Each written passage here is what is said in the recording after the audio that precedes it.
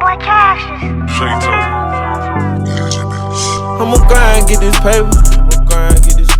I'ma shine on the haters. What is going on? It's Narrow Talk 23. I'm back with another video. Before we get into the video, YouTube, I need you to hit the like, comment, and subscribe button. Subscribe to the channel if you want to join the Narrow gang. Let's go. Today we got another true crime video. These people out here being crazy. All these videos and all these crime stories I've never seen before. But we got the father who killed his entire family. What?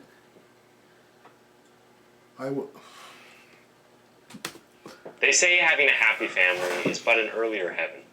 All else comes second for a man who has a loving partner and children. With that said, it is bizarre to most that some parents can abandon or abuse their family. But have you ever heard of those who kill their own family? Taking another one's life is crazy enough, but to take a family member's life is just unfathomable. Well, today's case not only killed his wife, but also went ahead to claim the life. What do y'all see?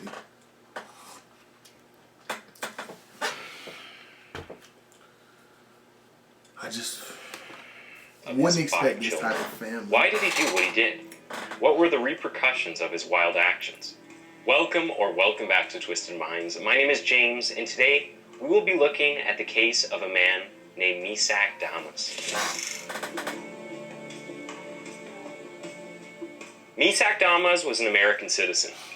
He was born on the 2nd of July, 1976, which meant he would be just 33 years old at the time of his crimes in 2009. Flowing from the stories of several other criminals, it can be observed that they all have some form of emotional trauma, physical abuse, or family issues. And this man has proven to be no exception to this precedent. The early stages of a child's growth are so important as they make up a huge part of who that child will turn out to be. Simply put, many of these criminals are merely adults with scars from their childhood. Of course, most people with intense childhood traumas don't become criminals in their later lives. It is simply no excuse, but it must be addressed when discussing how the family man in Misak Damas suddenly turned into a terrifying killer. Misak Damas was born in Haiti, where he had a childhood characterized by poverty and violence. To make matters worse, Misak's... So that's where it started. He was born in Haiti. You know... parents left him in the care of an extended family member when he was only 10 years old. At the time, they were moving to the United States of America, and for some reason, they could not take their son along with them.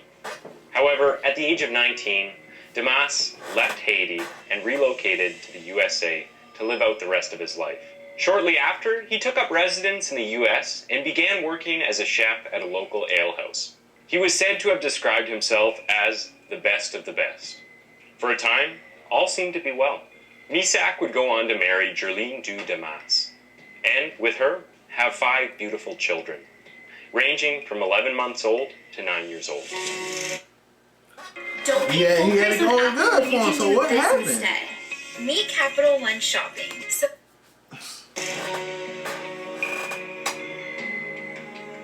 2 days before the murders, his wife had brought up the topic of divorcing him. He said that he had responded by threatening to kill her. The following day, after the discussion of divorce, Damas stalked her to ensure that she went to work. After Jerline caught wind of this, the pair had a heated argument that moved Damas closer to what would become a very tragic case of familicide. Ironically, the husband and wife reportedly attended anger management classes together on that day, which was the 16th of September 2009. The next day, Damas checked in for work for only 2 hours, during and after which he complained that he wasn't feeling well, and he eventually asked for permission to leave. In a later statement, Damas revealed that his supposed illness on that day was a result of him becoming increasingly disturbed and frightened that his wife would eventually leave him. Upon his departure from his place of work, Damas went to a supermarket and bought a $5 fillet knife and a roll of duct tape, which he would later use to perpetuate his evil, in his own words, act. Footage from the Walmart security cameras shows Damas purchasing his murder weapon of choice. Damas stated that he was hesitant about the idea in his mind, but went home nonetheless. According to him, when he got home, His wife refused to speak to him and only did so when she asked him to sign some immigration papers, informing him that she still intended to leave him. It was at this point that he tied her up, taped her mouth, and murdered her in cold blood. Her autopsy revealed blunt force injuries to her right elbow and right eye, and deep, extensive, sharp force injuries to her left shoulder and neck. Instead of simply owning up to his crime, Damas opted to provide a somewhat laughable explanation for his actions. The then 33-year-old said that his actions were a result of a spell that was placed on him by his mother-in-law and/or a coworker. After killing his wife, Damas decided to take things even further. He proceeded to drag his children to a bedroom upstairs, where he slit their throats, one after the other. After committing these heinous crimes, Misak did not hit the road like a typical criminal would do. Instead, he remained in the house till the following day. Whether he was haunted by what he had done and was too scared to run, or if he stayed to savor the works of his hands, no one knows till this day. Still speaking with police, Damas claims that he contemplated suicide. However, he changed his mind and did the next best thing. He packed up and drove to the Miami International Airport, where he took a flight back to Haiti because where better to seek refuge than his own home. A few days after the incident, Jerline's family and co-workers became worried as they hadn't heard from her. In addition to that, she had not reported to work, so they filed a missing persons report. After the report was filed, the police swung into action immediately. They proceeded to the Damas family's residence, where they discovered Jerline's body in a bathroom in the house. The body of one of the children, Mazak, who was only 9 years old at the time, was afterwards discovered in a bedroom on the second floor. His autopsy revealed sharp force injuries to the palm of his right hand, as well as extensive sharp force injuries encircling almost the entirety of his neck. In another bedroom on the second floor, the deputies found the bodies of the other 4 children. Marvin, who was only 6 years old, Maven, who was 5 at the time, Megan, who was 3, and Morgan, who was sadly only 11 months old. One of the many things that sparked outrage in the hearts of all who heard this twisted tale was the fact that these children never got to grow up, make decisions, and create pathways for themselves, all because they were unlucky enough to have such a sick and selfish father.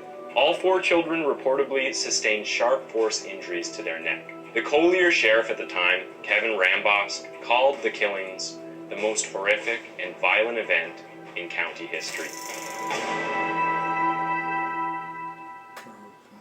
On the 23rd of September 2009, Damas was found hiding near a hotel in the capital city of Port-au-Prince. The Haitian National Police captured him based on a request from the FBI's legal attaché in the Dominican Republic. Afterwards, he was extradited to the USA. Upon apprehension, Damas was reported to have said, "I know what I did was wrong. Bad spirits made me do it. You think I want to live after what I did?" In a statement to the Naples Daily News, Damas confessed to murdering his wife and 5 children and stated that he wished to receive the death penalty for his crimes. Following his arrest, Damas was transported back to Collier County by the United States Marshal Service, and there he was incarcerated. Despite his initial confession that he killed his wife and children, Damas later claimed that he did not stab his wife and children. Instead, he maintained the claim that the killings were an out-of-body experience. He said, "They were not my family. I did not see any of their faces. People out here don't understand what it is like to be possessed by demons. In my mind, there is no case against me." Damas's pre- and post-trial period. It be like people in these type of cases, when they do stuff like this, they try to start playing, acting like they crazy and stuff. Like, what do you mean you didn't see their faces? They just be trying to put on the role for the court and stuff. It's a pretty strange ordeal, and that is putting it lightly. While his case trial was pending, he began to exhibit strange behavior. Misak refused to cooperate with anyone, the court, the attorneys, or jail staff. The court proceeded to appoint 3 experts to evaluate Damas's competence. He was found competent to proceed in June 2011. Afterwards, Damas's behavior became even worse and more bizarre. He was then reevaluated and found incompetent to proceed with the trial on the 19th of March 2014. It was, however, stated that his condition had a substantial probability of responding to the treatment with the goal of restoring his competence to proceed in the reasonably foreseeable future. He was therefore committed to the custody of the Department of Children and Families and admitted into a mental health treatment facility in April 2014. In October 2014, roughly 5 years after the tragic event, Damas's competence was found to have been restored by a court order, stating that facility records note Damas was aggressive, manipulative, and deceitful, and would engage in cooperative behavior when necessary to get something he wanted. While in custody, Damas took on a moniker of his own making, COG, which is an acronym for Child of God. He also refused to eat and shower for extended periods of time. He was once reported to have gone 30 days without taking a shower. Apparently, the smell from his cell was so bad that sometimes it made his other inmates physically ill. Damas's behavior in the courtroom also attracted much media attention. In August 2010, Damas was reported to have started singing out of nowhere, and he only stopped singing after his lawyer and the presiding judge asked him to relax. He, however, continued singing when the hearing was almost over. On a certain day in June 2017, Damas suddenly rose to his feet and stated that he wanted to represent himself and discharge his attorneys so that he could plead guilty to the charges against him. When his ability to represent himself was checked, he was found incapable because he suddenly began to ramble and speak incoherently and disjointedly.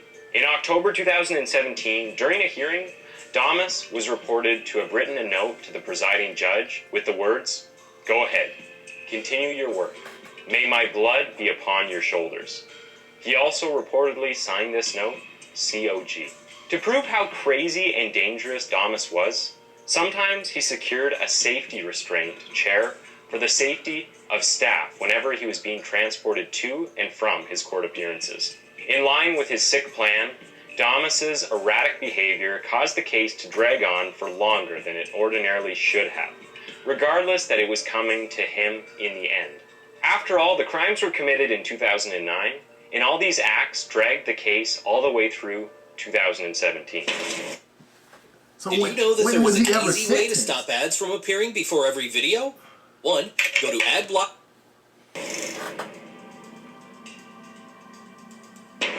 On the 5th of September 2017, over 8 years from the date of the crime, Misak Damas pleaded guilty to all 6 counts of first-degree premeditated murder. And on the 27th of October that same year, the judge sentenced Damas to concurrent death sentences on all 6 counts. While pleading guilty, Damas put on one last show by claiming to have loved his children and wife. He said, "I just want to say I'm truly sorry, especially to the family of my wife. I don't see them here today, but I just want to make sure for the record they know that. I know how much they love their sister, their daughter, their grandchildren, and then I want to make sure that everyone knows that I love them the most. I love my people, my wife, and children," he continued. "But this thing happened. I don't have an answer for it. I wish I had an answer for it, but I don't. When I stand before great God, I will ask him a lot of questions. From now on, I'm just going to put my trust in him and say sorry to the whole world."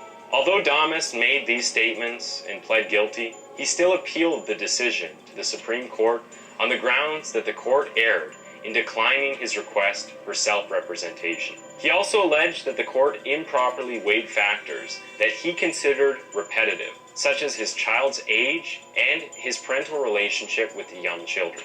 To drive home his point, Damas questioned the death penalty's constitutionality. He claimed that it violates the 8th Amendment to the United States Constitution because it is inherently cruel and unusual. The Supreme Court, however, held that his grounds for appeal were without merit and reaffirmed the decision of the lower court in January 2019, once again condemning Damas to face the death sentence. Sincerely, for a guy who confessed to his crimes immediately and was caught and pleaded to be given the death penalty, Damas sure doesn't seem eager to die. Yeah. He had the opportunity to kill himself after killing his family, but instead, he fled the country.